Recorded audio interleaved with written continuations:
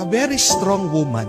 At meron pong kasabihan, the strongest wings are those who fly alone. Ang ganda po, no?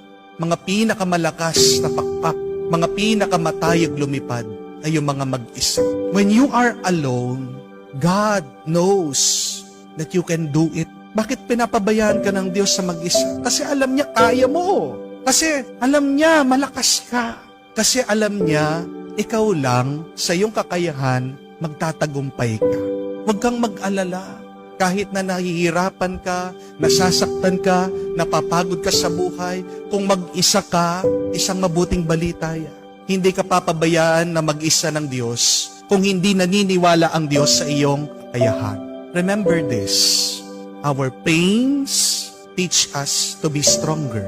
Our tears teach us to be braver. And